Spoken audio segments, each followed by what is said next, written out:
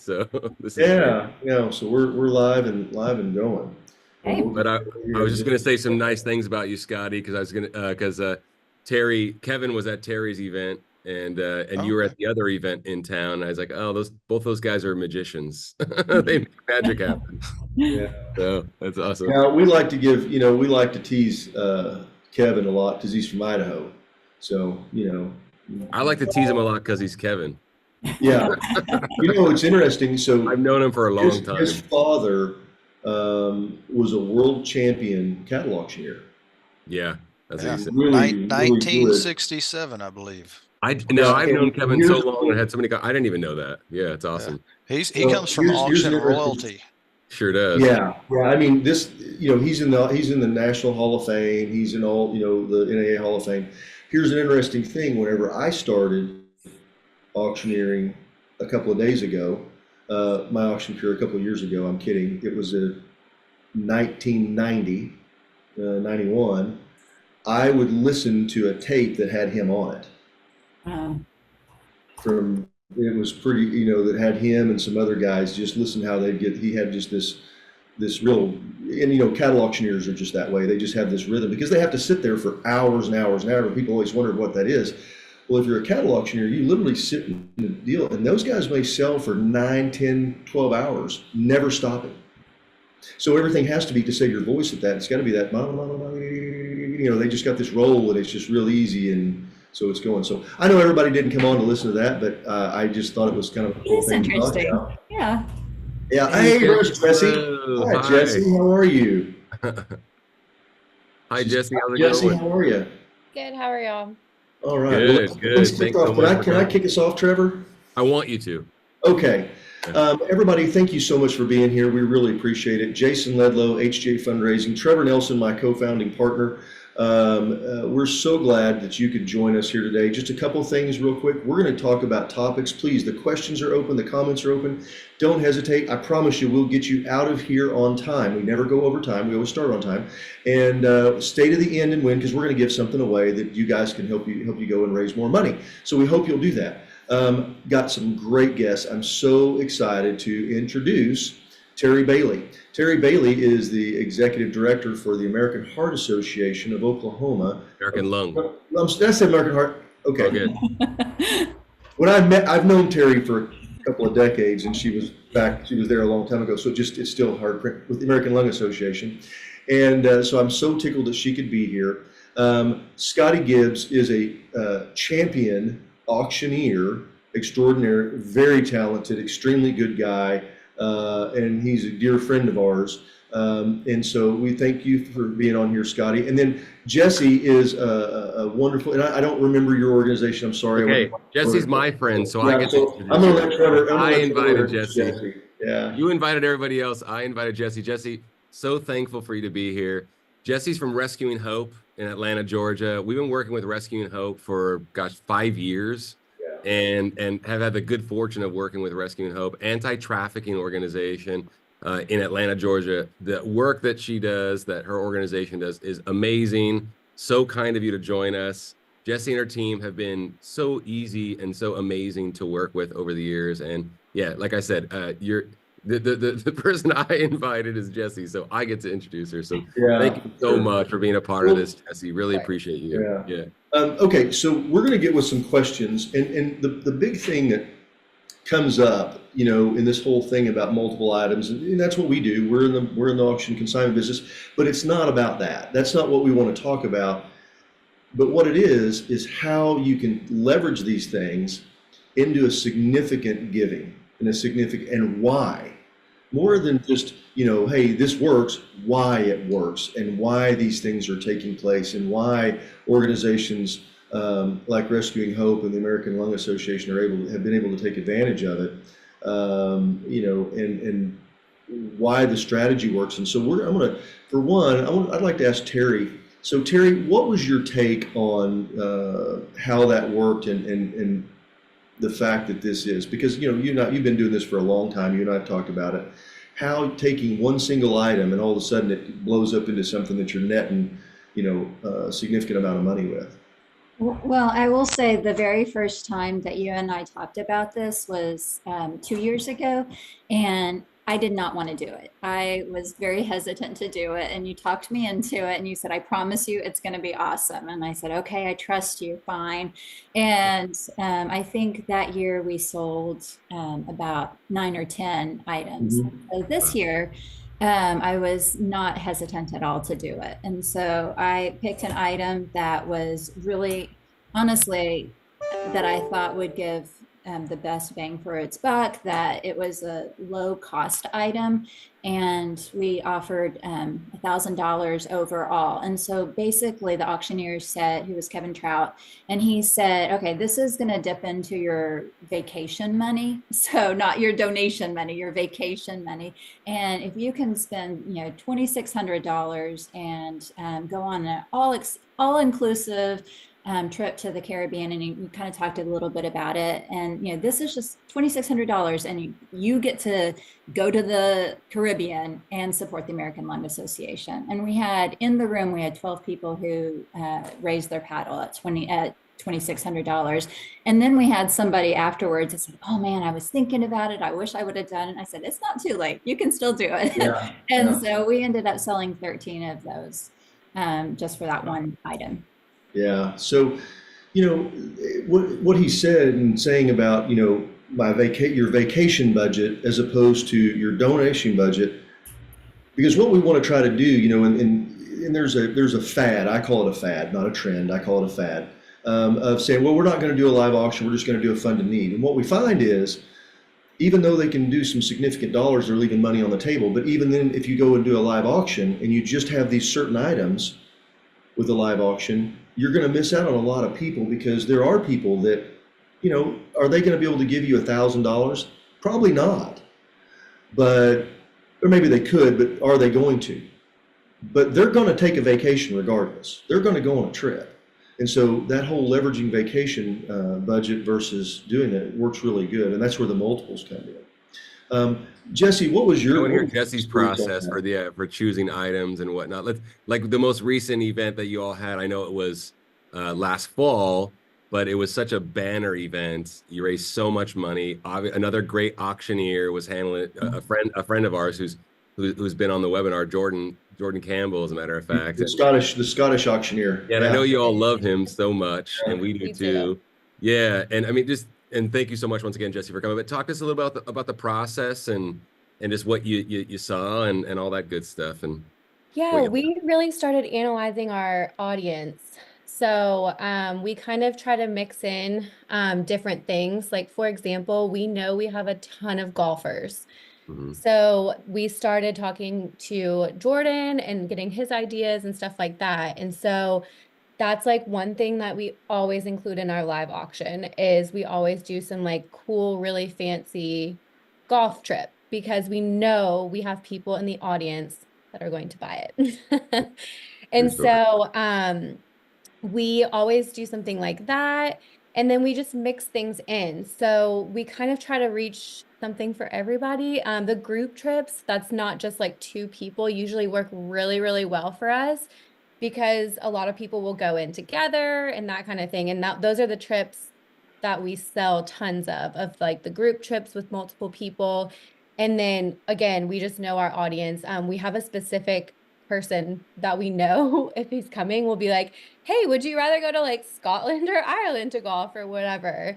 And he'll usually tell us. And then, once you have people that are going to get the paddles up, other people start doing it. So we always sell multiple trips in different brackets.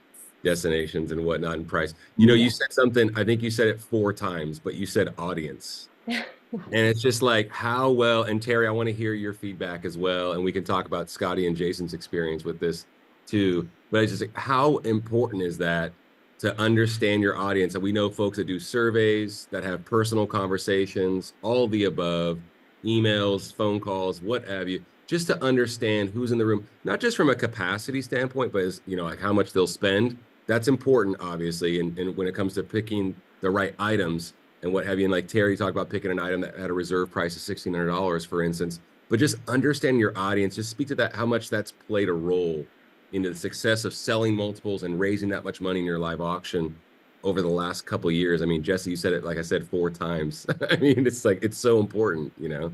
Yeah. Can you speak to that too, Terri, just about like what Sure. you've done?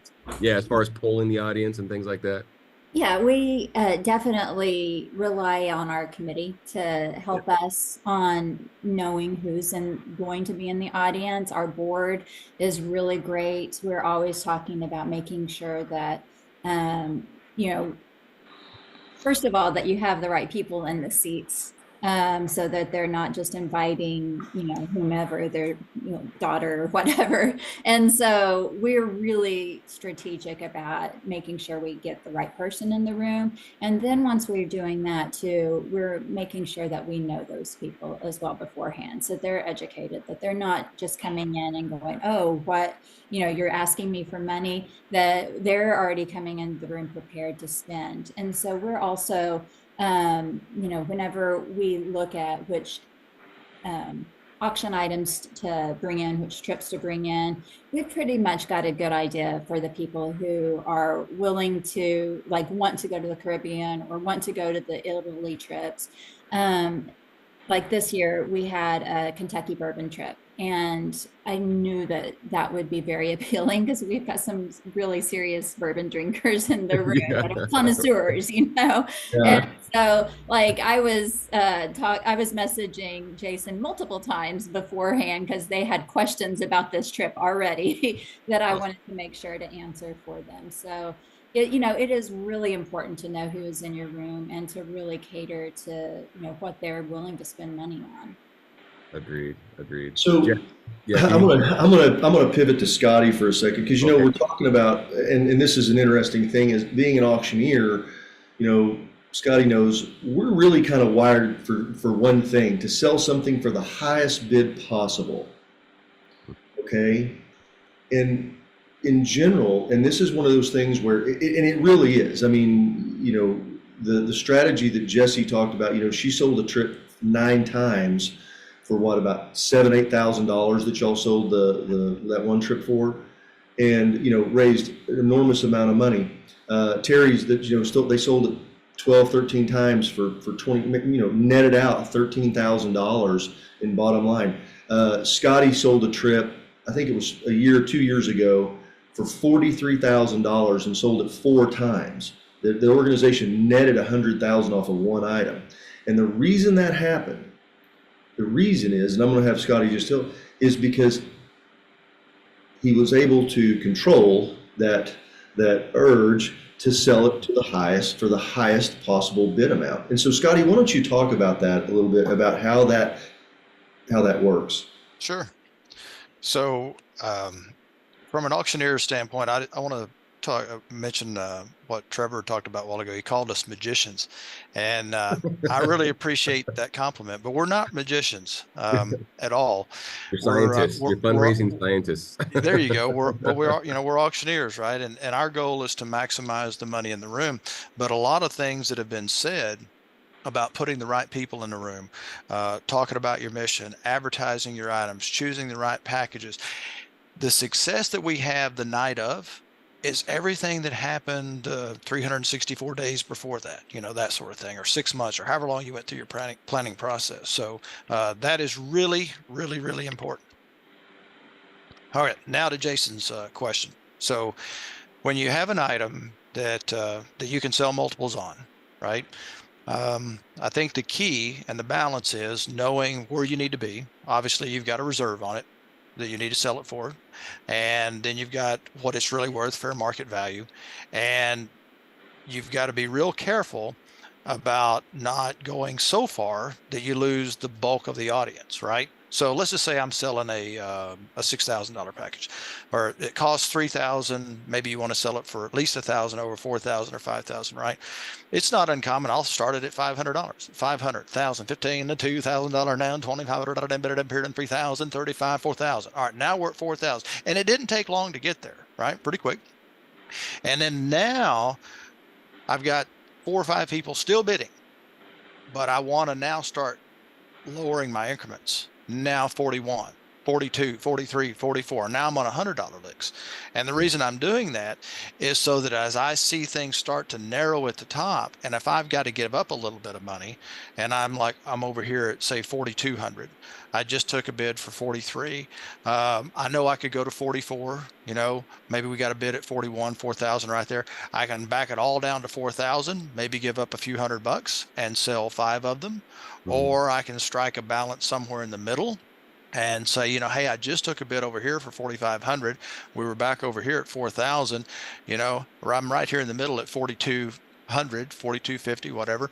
And then find a way to get everybody, save the top end a little bit of money, ask the others to come up, everybody meets in the middle, and you sell 5 of them. And so there is a little bit of, science formula there, if you will, on how to do that. But I think you've got to be real careful about not going too far and then trying to back it back down, because a lot of times you'll kind of lose somebody and they may not want to come back and stick with their bid. Yeah. So there is a fine line in there to do all of that, but the real goal is obviously selling as many as we can at what I call that sweet spot. Yeah. Scotty, you just said that. So one of the things that, we used to all do this, and I think that we've learned, and I say people that have done this for the last, I did it, I'm retired, but I did it for 30 years and doing benefit auctions and doing things. But one of the funny things, and you tell me if you agree with this number, but I believe it to be, I think I'm pretty well on this. If let's say that Trevor was the high bidder at $4,000, and I'm just making it doesn't matter what it is. It could be donated, consignment, doesn't matter, just anything. If it's there at $4,000 and Terri is at $3,500 and I sell it for Trevor for $4,000, it is a 50-50 potential whether Terri's going to come up to 4,000, because she's already said no. And it's a 50-50 deal. You go, oh, hey, could you really come up here and help us up? And it's not about the increment, it's just the fact that she's already said no. However, if I said, you know what, Terri, I've got you at 3,500, Trevor's at 4,000. What if I do this? I'm going to sell it to you for 3,500. I'm going to sell it to Trevor for 3,500. We make $7,000. It is 100% guaranteed lockdown deal. They're both going to take it. They're all going to be excited and happy. Especially and they the eyes of the room. On everybody wins.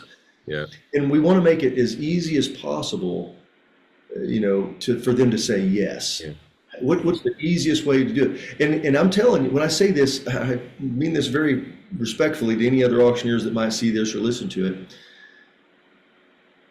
It goes against everything that is our DNA as an auctioneer to do that. Because what you're really trying to do, but to get the bottom line is, I raised $7,000 as opposed to just $4,000.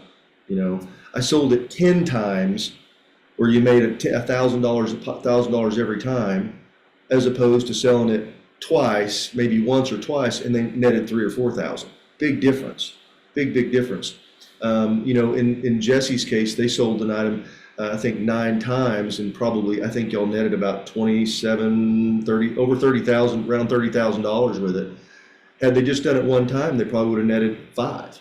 Yeah. Big difference. Big difference when you. I want to piggyback on these points, but I want to go kind of wider lens, and I want to hear from the gals as well about their experience and how imperative it is. But we're going to give, really, really talented auctioneers some shine here. How important it is. I want to also backtrack just so everyone, if you have any questions, please, pepper us with questions, Q&A function at the bottom, chat feature, we'll monitor all that.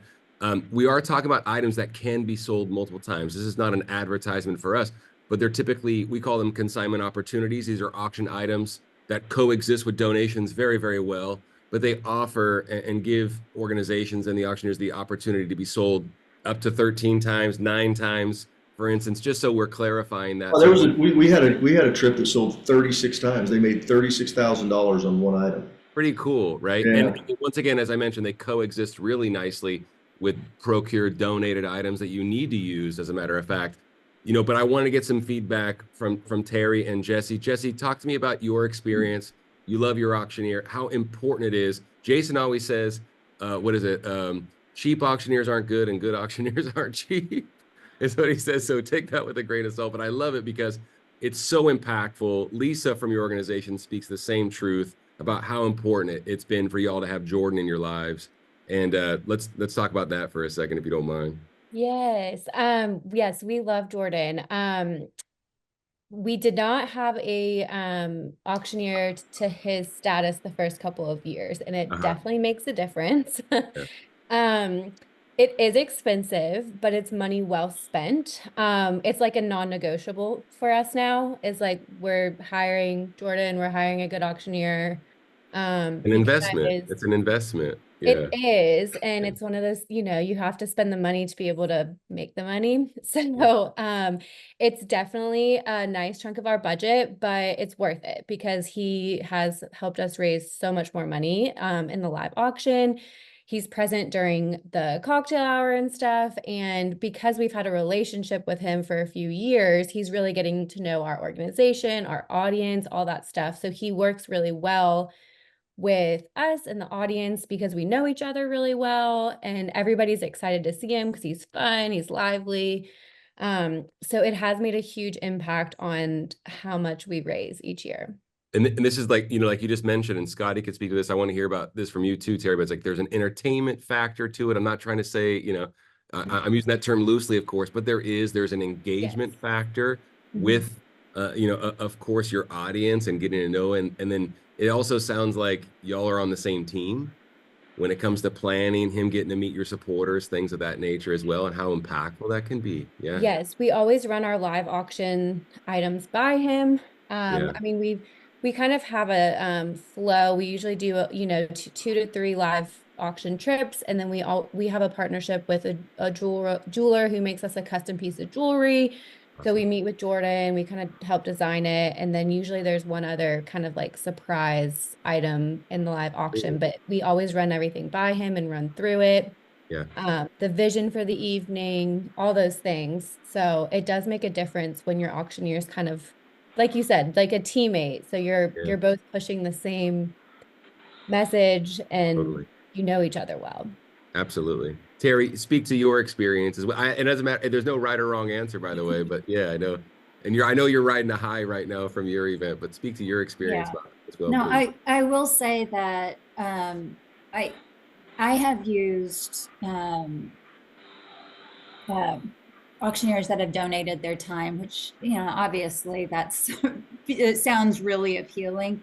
I will say, to Jason's point earlier, when it was you have 2 items that you sell for, say 4,000, then you come in at 3,500. We actually had that happen a few years ago where the auctioneer sold to the other person the lower amount, and then to the first person the higher amount. And that other person came to me and she was mad that somebody got a deal for that. So that is something that I think is really, really important, what you said there, Jason. But going back to spending a little bit of money on an auctioneer, it is key.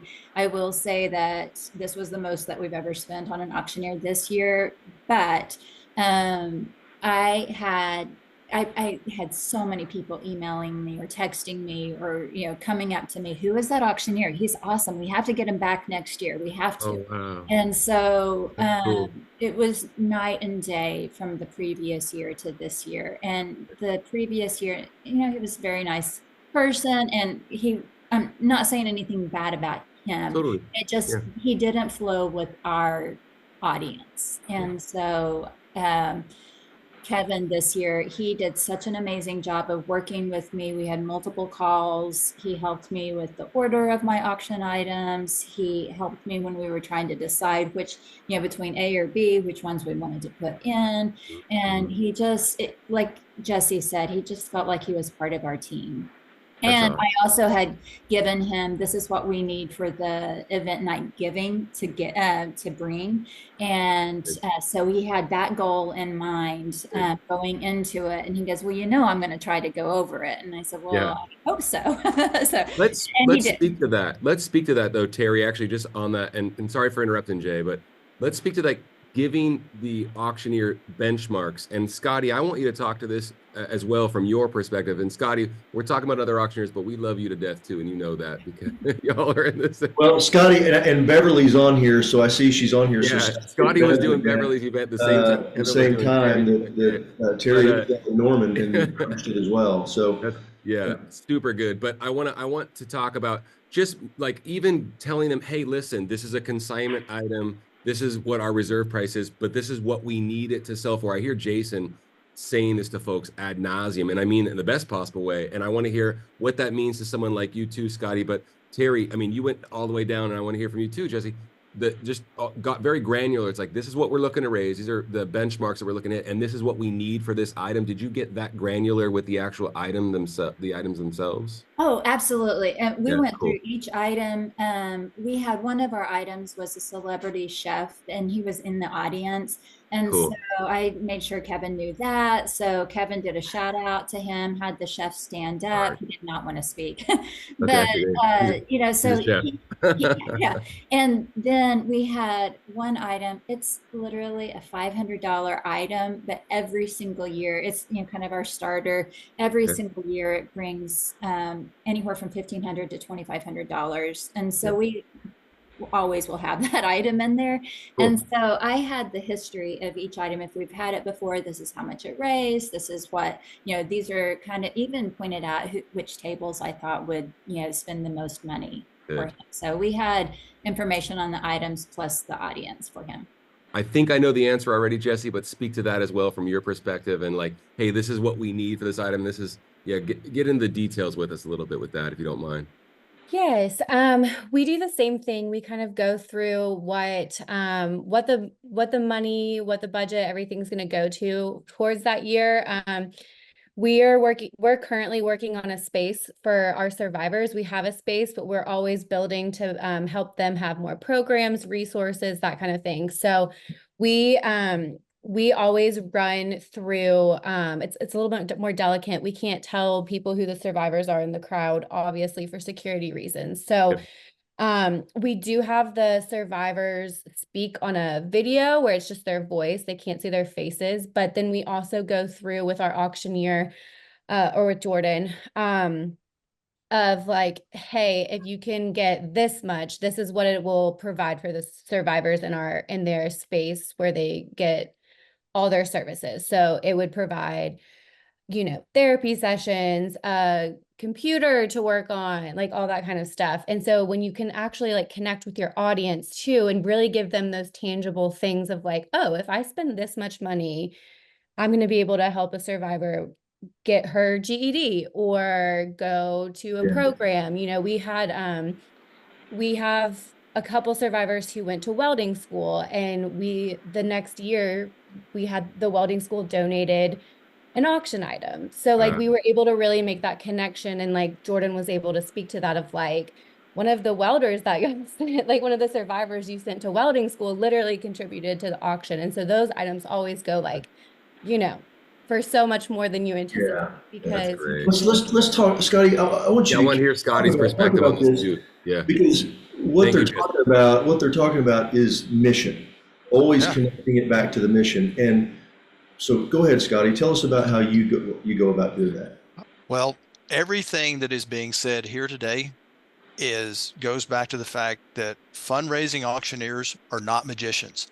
There is proper planning to prevent poor performance in everything that we do in fundraising. And so you finish an event, and if you take a week break and you start up, then you've got a whole lot of months ahead of you to plan. And that's what this is all about. It's about the mission. It's about getting the right people in the room. It's about tying the audience to the mission. It's about, using your mobile platform to advertise your mission and talk about the golden ticket or the silent auction or the live auction and what your goals are for the night. And, I always want to make sure that I am doing at least the initial consultation with the client to know, learn about them, what their background is, what their goals are, what kind of things we're going to talk about. And then we have a lot of communication in between that point. And then we always have what I call the final approach meeting. And that final approach is where we're going through the run of show, the mission give, all the different levels, all of the live auction items. Do you have a cost? Was it donated? If it was donated, who donated it? What is your goal on that item? Can we sell multiples, or can we only sell one, or can we sell multiples if we get to this level? I mean, there's a whole lot that goes into that stage book that the auctioneer has in front of him or her to ensure that they are the best fundraising ambassador that they can be on that stage, because it's not just about a pretty chant. You can put a world champion auctioneer on the stage. It may be a world champion car auctioneer or a cattle auctioneer, but if they're not a fundraising auctioneer and know how to tie the audience to the mission and why we are there to raise money, it's just not going to be as a successful night as it could have been otherwise. It sounds like you're talking about prioritizing. You said prioritizing mission, Jason, but you're prioritizing communication and expect. It's like it sounds pretty simple in theory, right? I want to tell you something, and this is something that I can tell you personally. I know from experience that they all do. Kevin does it. Just did Terry's event. Jordan does it. Did Jessie's event. Scotty did Beverly's event, and I know Scotty specifically writes the mission at the top of every page of his run of show. And Kevin writes the mission of everything, because it is constantly being reiterated, talked about, and done. And that's planned. You said planned. Yeah. I did it for 30 years. And I can tell you, when I started for the first 10, it was about the pretty chant and the stuff, because things have changed over the last 30 years. Back when I started, there weren't that many charity auctions. It was kind of novelty and kind of cool. And I was young and I was ridiculously young at the time and naive and didn't know any better. And it just, we were able to get it done. But as time went on and it got more and more, and there's more competition, there's more, there's an event every night somewhere. And we're doing all this. It's about your mission, because otherwise it's just transactional. And if you've got a transactional auctioneer, professional cattle auctioneer, car auctioneer, they're making small changes in the market. It's based on a certain value. It is not the mission. The mission this is an emotional purchase. We want this to be emotional, because tying it to the mission is so important. And that's how you're able to do it. That's how, Jordan at Jessie's event was able to sell 9 items for $7,000 and, raise them an incredible amount of money. How Kevin was able to do and sell 13 times for $2,600, raising an incredible amount of money. Scotty was able to sell, multiple of the deal at, I think they sold 12, 15 trips, even after they kept on doing it, because it was the mission. Yeah. It was tied back to the mission. And that's so important in doing these things, because once you do that and you tie it to the mission, everybody wants to be involved. Yeah. If it's just transactional, and that's unfortunately what happens with a lot of free auctioneers, even if you're paying them and they're not a professional, there are some really good bid callers out there. They're really, really good in their area. But you take them out and put them in this, and they're not able to come back and tie it all together. So I want to ask a couple selfish questions, if you don't mind. Mm-hmm. Yeah, but I want to do a call to questions for the audience as well, please. This is an amazing panel, as you can tell, that we assembled here. I want to say something real quick while you're getting that framed up. I said that to Bev, and she responded, and it just comes to us. But she said, nice. We couldn't do what we do without Scotty. He knows what to do, how to do it, and when to do it. And she said it was a small price to pay for the expertise. So thank you, Bev, for that. Very, very cool. A couple selfish questions. And I'm not, Jason and I, more than anything, go, oh my gosh, that was an opportunity missed nowadays with certain events that we have purview on. I'll frame it, where they take a chance with an item that maybe one committee member said, we should do this, or one person in the room said, we should try this, even though they have no data to back it up. They maybe saw it in a magazine, I don't know, or they spoke to a business, yes, we're going to put that in there, without really doing your due diligence. And we just see, it's not a train wreck necessarily, but there's such a tremendous opportunity to have the right item in your auction, the right items. And I want to get Terri and Jessie's, and of course Scotty's feedback too about this, because he's the one selling the items.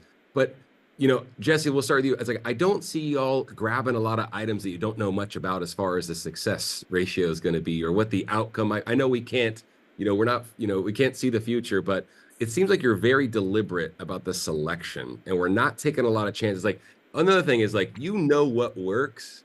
So it's like, why fix it if it's not broken? You know what I mean? Like things don't change from one year to the next that dramatically, frankly. So let's talk about like how deliberate you are about like, not making those radical changes and just really being focused on what will work. Yeah, we don't really mess with the live auction. It's pretty consistent just Yeah. because it is a very big money maker. We take more risks in the silent auction. So Great that's the place to space where we test. kind of Yeah. add lots of different things. Mhm. So we definitely take more risks in that area versus the live. The live, what really works well for us is y'all's trips that they can choose from a few different locations. That's Options. very Yeah. appealing to people because one person may not be interested in Napa, but the other person may be interested in going to France. And so like the passport packages where they can choose from a few different places we always have one of those in our live auction. Yeah. And then again, just it goes back to your audience. We know our audience, what they're looking for. So we don't really stray too far from live auction items.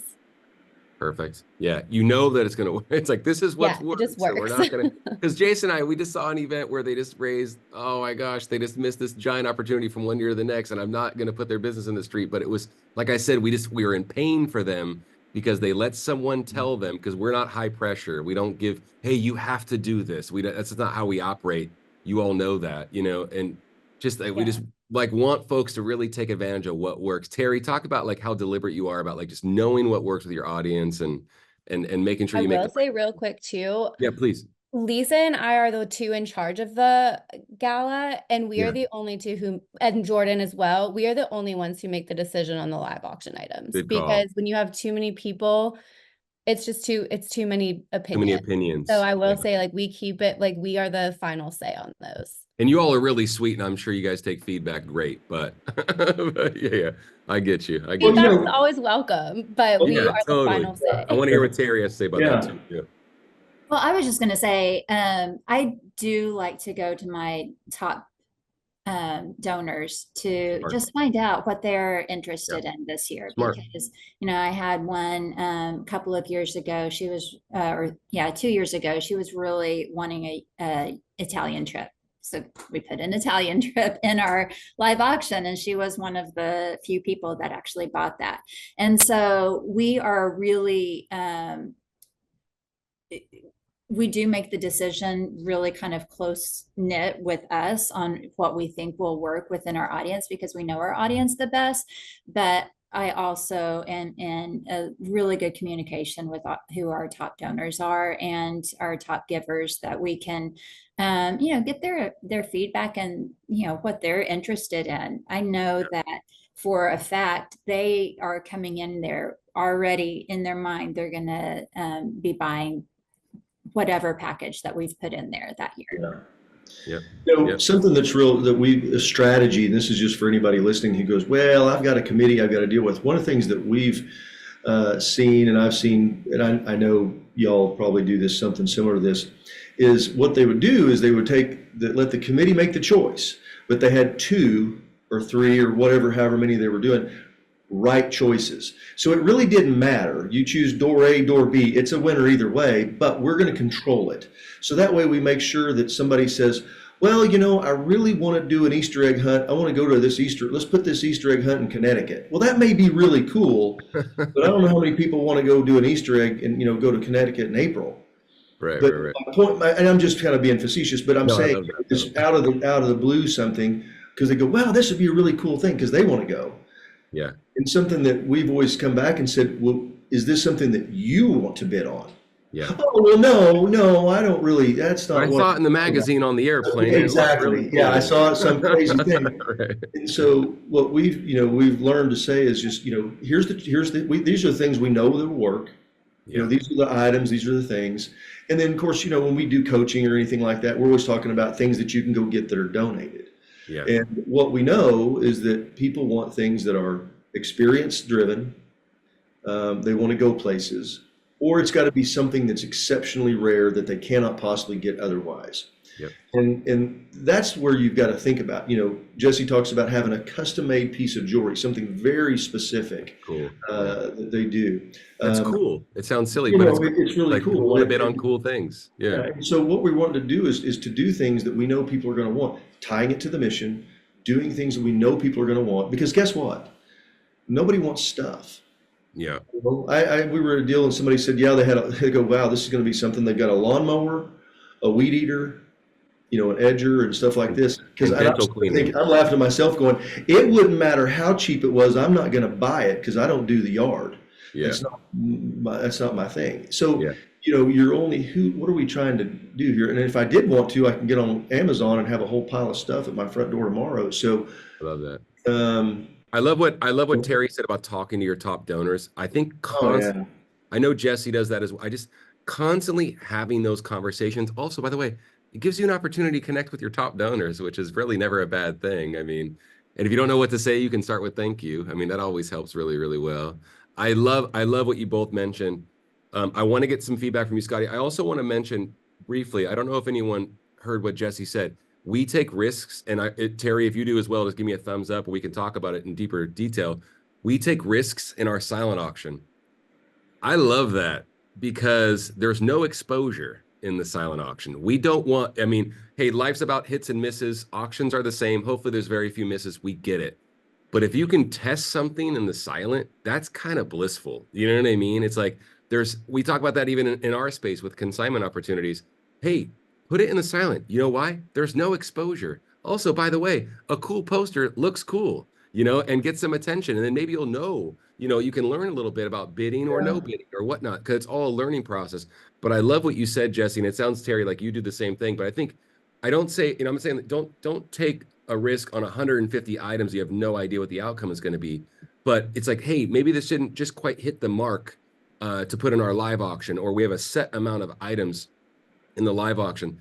Put it in the silent and I want to talk about this at some point before we end. You can sell multiple items in the silent too, by the way.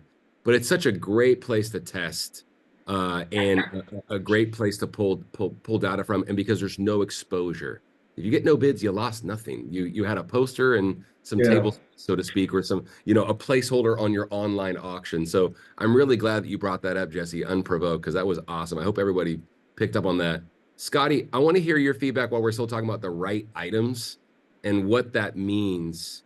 Not just even the number of items in the live auction, but just making sure you have the right stuff. Because we always say to folks, or I've been saying this for a while, it's like folks are figuratively packing their bags if they see the right items before they even show up. Talk, Scotty, about how important that is. Just that you have we always say we want to put your auctioneer in the best possible position to do what they do and to be successful at it, Well, I really like what Terri said about talking to her donors, right? Yeah. Beforehand.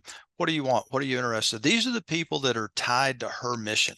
They are coming to support her mission, and everything that's going on that night. They're raising money for a purpose, right? And so that's a great conversation to have. It goes back to all that planning. These things just don't magically happen.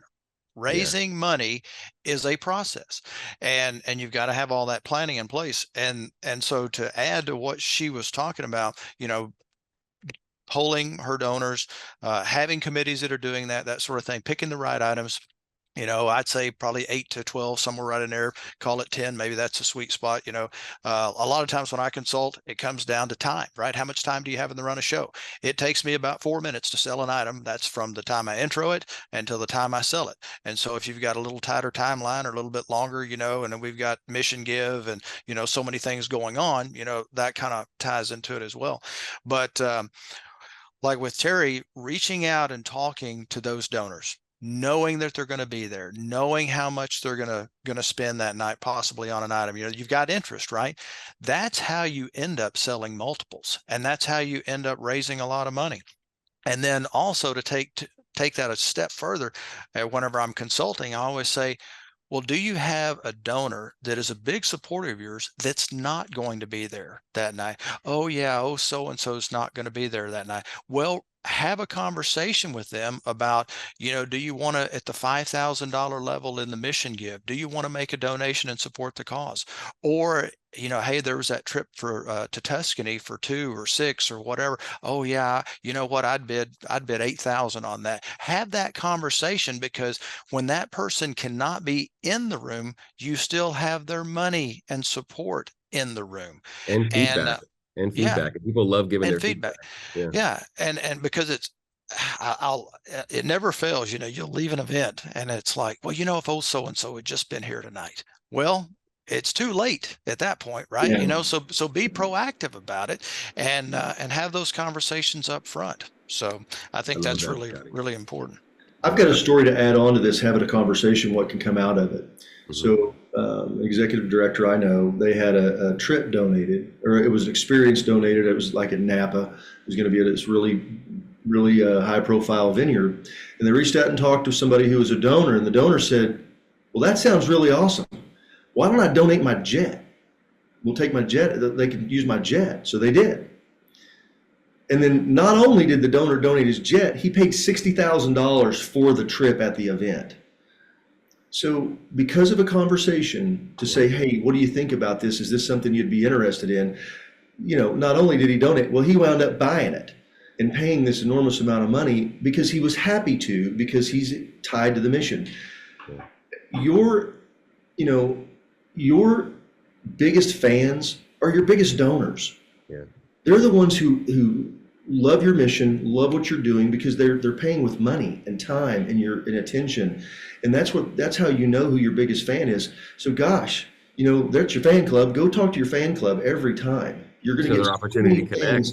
So many good things come out of those conversations that you just, they're waiting for you to reach out to them. Yeah, I love that. I love that. I think I don't think that could be spoken to enough. I think that's great, and I know that y'all. I know you ladies are doing it on a regular basis. So I think it's awesome. I want to do another call to questions. I have one more selfish question, if you don't mind, because this happens at both of your events, the live auction and the Fund a Need. You hire a professional fundraising auctioneer, a really good one. Scotty's a great one as well. And he does this whenever he does an event, but there's usually a Fund a Need or a mission moment. You have the live auction. We don't need to talk about the scheduling of it and all these things. But Terri, Jessie, I want to hear from you. Selfish question. Does the live auction take away from the Fund a Need, in your opinion? And that's okay. There's no right or wrong answer. I'll just share, because I think whenever I was having a conversation with Jason a couple of years ago about just selling as many of those Caribbean trips as we possibly could, that was my biggest fear, was that it would take from that mission moment, and that people would be like, oh, I already gave here, I'm not going to give there. And that absolutely did not happen. And so I would say even this year, we had about 75% of the people who bought the Caribbean trip that also donated $1,000 to that mission moment. And so, or higher. And so it absolutely did not detract. We had a really good mission story this year, and so that helped. Yes. But yeah, my fear was absolutely not realized. That's a very fair trepidation to have, for the record, just so I totally get it. I totally get it. Thank you so much, Terri. That's awesome. Jessie, no right or wrong answer. We want to hear from you. We were kind of the same. We actually fought Jordan on it. Okay. Doing the Fund a Need. We were very nervous about doing the Fund a Need. That's awesome. And live auction. But same thing. We always do a video, and we let the survivors speak to what they've experienced throughout the year. And it's all about timing too, in your run a show. So we time it at a specific part, and we play the video before and have Susan come speak, and then we do the Fund a Need. So Susan's our founder. So anyway, but yeah, it always does well. It always shocks me, but it always does well. So yeah, it works great. That's Scotty, awesome. Have you seen any layoff on the Fund a Need, between the Fund a Need and crush a live auction, Scotty? Because we know you crush live auctions. So what the question again, Jason? How is a live auction affecting the Fund a Need? Does it negatively impact the Fund a Need? No, and and you've got to have something for everybody in the room, right? You've Great got to call. have a raffle. You've got to have a silent auction. You Different have to revenue have enhancers. a lot, Yeah. different, because there's something for everyone, right? There's a big philanthropist here in San Antonio. He will not buy anything in the live auction, but he always will give an admission gift, Yeah. So everybody's different. Yeah. And But you said it in such a great way, Scotty. It was this, the fact that there's just different opportunities. There doesn't need to be 400 of them, but having different opportunities, because you appeal to different psychologies, different, capacities, checkbooks, timing, whether they're at the event in person or not, all these different opportunities to give. That's really where the magic happens. Sorry to use magic again. No, but it's right. We know it's not. The mission, it's not magic. The mission give, though, it's the mission give. There's something for everybody, right? Yeah. Because at every level, right? Because we're going to go, let's say you start at 10,000, then you go 5,000, 2,500, 1,000, 500, 250, and 100, right? There is a level in there for 100% of the people in the room to find the level that's right for them and support the mission. And that's why we're there, right? We talk about the mission. We talk about making a difference in the lives of others. We're curing cancer. We're taking care of kids. I mean, whatever that mission is, right? It is a heart moment. Kind of like Jessie was saying a moment ago, it's timing. She has, in her run of show, she's got it timed where there's a video, there's a guest speaker, there's a witness to and a testimony, or whatever that heartstring, heart pull moment is, right? It's to get people motivated about the why. Why we're making a difference here tonight. And I guarantee you, in the mission give, everybody's going to find a point in there where they can give. And speaking of the mission give, just out of curiosity for Terri and Jessie, are you putting it before your live auction? Are you putting it after your live auction? Or you're finding it works well either way? What's your philosophy on the mission give? Scotty. Great question. Thank you. Yeah, for us, we do the live auction. We sprinkle mission in throughout the whole entire event, first of all. But then we do the live auction, and then after that's done, we do our mission moment, video, have the person come up and just say a couple of words, and then we go into the mission giving. So that has been a really good, I know some people do it before the live auction. No right or wrong answer. Yeah, I feel like that's been kind of the sweet spot for us. That's your recipe. Yeah. Jessie, what about you?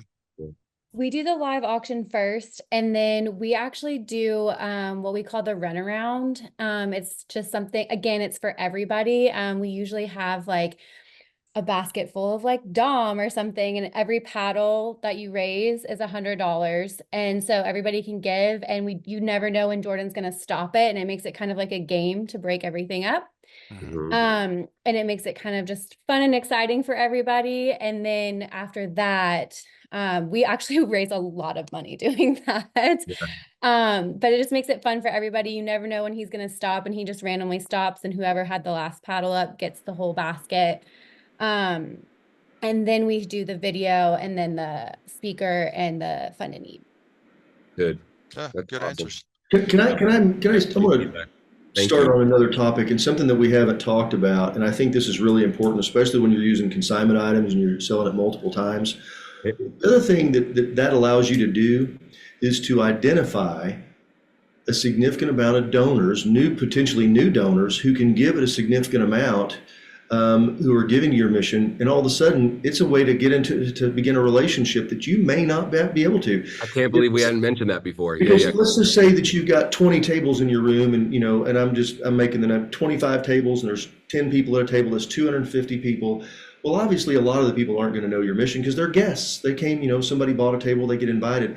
Then they go and buy something. They hear the mission and they buy something. And all of a sudden, they've identified themselves as somebody who likes the mission, who comes in and has the capacity to give at some level. Now, all of a sudden, because usually, we're talking in the, $2,500 and up. So it's a significant amount of money that we can now start a relationship that we probably would never get to have if all we had was something that sold for $20,000 and we sold one of them. And so that's where I think, to Scotty's point about having something for everyone and having those moments and having where people can get together, it really becomes to start new relationships with donors that you might not have ever had an opportunity to work with. So good. So have you seen that, gals, in your experience? It's like, oh my gosh, we just identified a 5,000 level donor that we didn't even know we had with this item. I mean, Jessie, Terri, speak to that. Jessie, go ahead. Yeah, it happens pretty much every year. There'll be someone where we're like, we don't even know who this person is. And then it also encourages people to give donations too. We've had some really cool donations come in that we're like, who is this person? And we come to find out they were like at the gala and they were just inspired. So yeah, it definitely gives you lots of opportunity to connect. Love it. Love it. Terri, speak to that with your experience. Yeah, we absolutely, one of my favorite things that happened this year is we had a table of people that we had no idea who they were. I mean, we knew the company, we just didn't know the people that were at the table. And so we were able to follow up with them afterwards. And already we've had 2 people from that one table who've said, oh my gosh, and we need to get this person involved and this company involved. And so just by the act of us following up with them, now we know who even their connections are. So that's been really huge for us. This could have turned into a 3-hour webinar just with all. Yeah. Hey, we got 5 minutes left. We want to do a last call for questions, and I want to give something away. We're going to give something away. Gals, will you do us a favor, though? This is your definitely an invitation to come back because it was awesome, and I know everyone got a lot out of this. But Jessie, will you do us a favor? Will you tell folks a little bit more about the organization, where they can find you, the work that you're doing, and then Terri, I want you to do the same thing, please, if you don't mind. Yeah, of course. So again, I'm with Rescuing Hope. I actually started off as a volunteer and then got on the board and have been running the gala for a few years now for them with Lisa. We are Georgia based out of Atlanta-ish area. And then our mission is just to enlighten the public about sex trafficking in America, educate potential victims and first responders, and then empower advocates and survivors. So we do a lot of training, how to identify all those types of things. And then we also walk along survivors and help support them in all their needs. So it's a really cool opportunity to help others. And yeah, I've loved serving with them. I love it. That's awesome. Thank you, Jessie. Terri, please tell us about your organization and where folks can find you, Jessie, as well. Okay. Oh, yes. You can just go to rescuinghope.com, and our annual gala is actually every August. So we are currently in like the thick of it. So you can learn more about the auction and see stuff too if you go to the website. Cool. Thank you. Thank you, Terri. Tell us about American Lung Oklahoma, please. Yeah, I'm the executive director, and we have a really great vision. Our vision is for a world free of lung disease. And that is, one of the things that we look at through is for advocacy, for education, for research, but we've got some really great programs here in Oklahoma too that are helping kids who have asthma, helping kids keep kids off of vaping or smoking products. And we have like great support groups for people with lung cancer. And we just got a lot of really amazing volunteers that are working. We have a pretty small staff here in Oklahoma, but we cover the whole entire state. And so we have a saying at the Lung Association, when you can't breathe, nothing else matters. And, that really comes, people are really reminded of that when they get involved with our mission. And so we're just really thrilled to be in Oklahoma, but also to work with the amazing volunteers that we have. Of that. And you can find me, our lung.org has some really great resources, but you have to kind of dig to find me on there. So if anybody has any questions, you can just go to terri.bailey@lung.org and email. Yeah, and we'll share the email address. Emails on blast. Sorry, with everybody we send this out tomorrow. We'll make sure that everybody gets it. Okay. Hey, let me give something away real quick. So everybody don't go anywhere. So Grace Bonfig. Grace, reach up there and touch your screen real quick and give the wheel a spin. And here it goes. Grace already won. You already won, Grace. That's fantastic. All right. And it looks like Congratulations, you got $300 in HGA bucks you can use to anything, any one of our items for your next fundraiser. And a cool song that went with it too. I haven't even heard that one before. Oh yeah, you know, I it's wasn't just, in the pre-production HGA meeting. hey, at the HGA webinar, you just never know. It's always going to get something good. So You snuck that one in there. Hey, ladies and Scotty, of course, you're all welcome to come back. This is your invitation. As a matter of fact, that comes with a little bit of pressure because we're going to ask you to come back at some point and share some more success stories and just amazing, amazing feedback and experience. Can't thank you enough. I hope everyone got a lot of value out of it. I know I did, so I can't wait to do it again. Y'all rock. Thank you so much for taking Thank you so much. Really appreciate y'all sharing some time. And thanks everybody for spending time with us today. Look for the email we'll send out to you. We're gonna put ways to contact everyone that was on here today on an email that will go out with the recording and another message as well where you can reach out to Scotty, Jessie, and Terri. Hope that's okay if they have any questions. No pressure, y'all, but thank you so much for sharing. It means the world. So thank you so much. Bye, everybody. Everyone. Thanks for having us on today. All right. See ya. Thanks, Bailey. Bye, everybody.